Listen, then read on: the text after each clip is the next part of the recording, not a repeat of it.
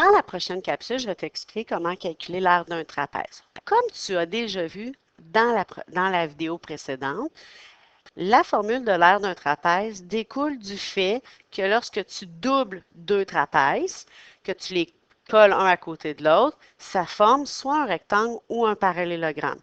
Et là, on est parti de ce fait-là pour dire que la formule, bien, ça va être la grande base plus la petite base fois la hauteur divisé par 2. Si tu t'en rappelles pas, si tu as de la misère à la comprendre, ça va me faire plaisir de te la réexpliquer en classe, mais tu peux aussi réécouter la vidéo qui t'explique de où vient la formule. Parce que quand on comprend d'où vient une formule, c'est toujours plus facile de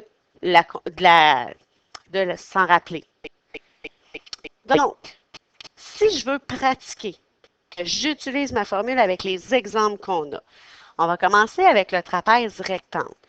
Mon trapèze rectangle, si je vais faire la formule de l'aire d'un trapèze, A égale grande base plus petite base fois hauteur divisé par 2.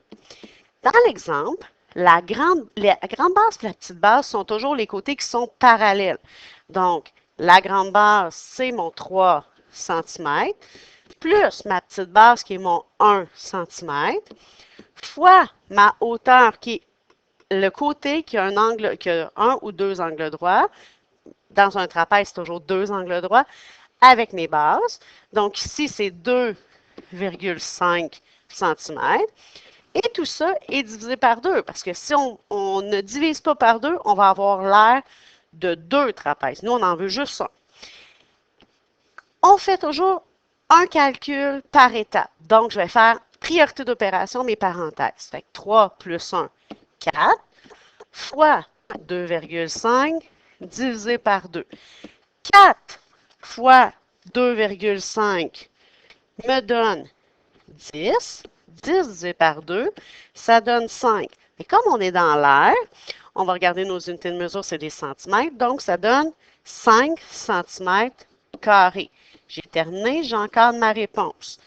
Et je vais aller faire l'autre exemple à côté. L'exemple du trapèze, qui a une base de 4 et une autre base de 1. Je fais même chose. A égale grande base plus petite base fois hauteur divisé par 2. Ma grande base, c'est un des deux côtés parallèles qui est le plus grand.